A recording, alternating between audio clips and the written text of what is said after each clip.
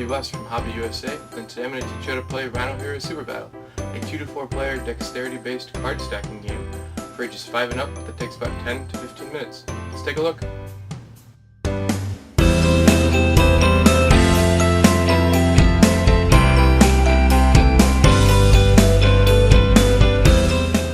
To set up Rhino Hero Super Battle, you're going to lay the 3 square base plates out. These are double-sided. Red is for harder, yellow is for easier. We're going to lay these out on the easy side. You can also, if you want to play a little differently, lay them out in a pattern. You can make any pattern you want as long as they're touching on one side. Each player will choose a hero: Rhino Hero, Batquin, Big E, or Giraffe Boy.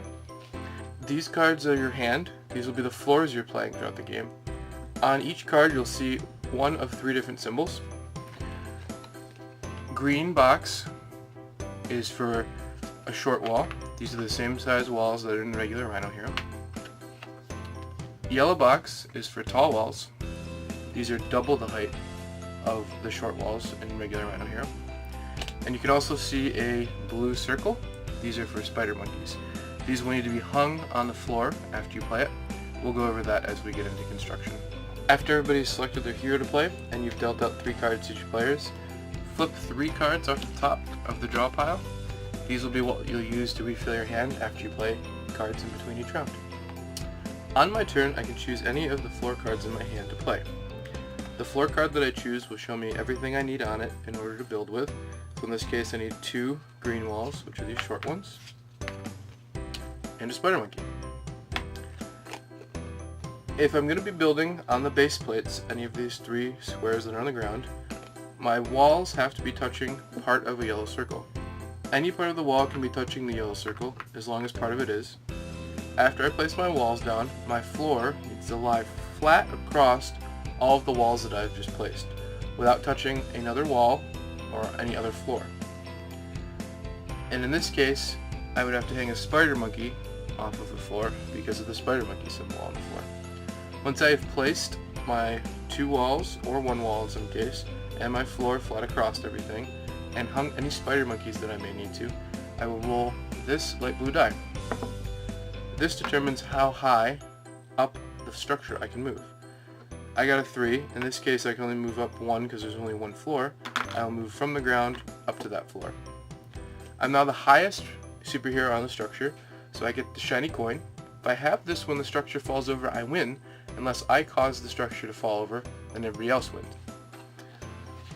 Once I've successfully played my floor, I will redraw back up the 3 cards. I can take any of the 3 face-up cards from the draw pile, or 1 face-down card.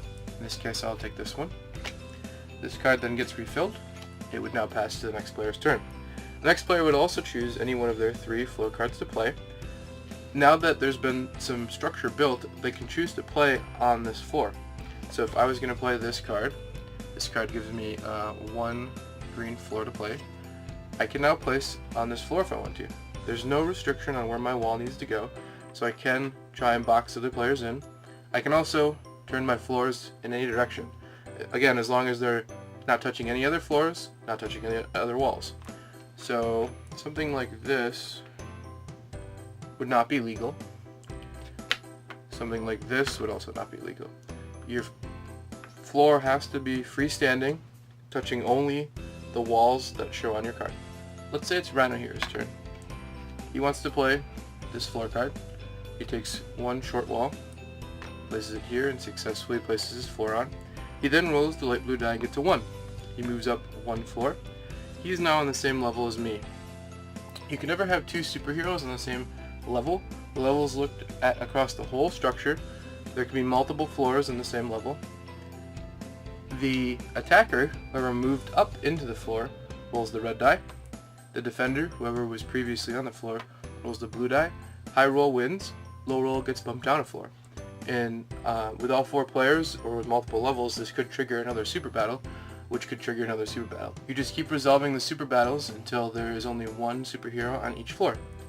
The red die is an evens die, the blue die is an odds die, so there will never be any ties. A couple more things to go over. If a spider monkey ever falls off the structure and doesn't knock anything else over, you just have to replace the spider monkey on the floor that he fell off of. If you run out of spider monkeys, you'll have to take one from the lowest floor and move it up or down to the floor that you need to place it on. Play will continue with players playing floors, placing their walls down, placing their floors on top, rolling the light blue die to move up the structure, resolving any super battles they may have, and hanging spider monkeys off of the floors. If at any point the tower falls over, whoever has the coin wins, unless they cause the tower to fall over, then all the other heroes win.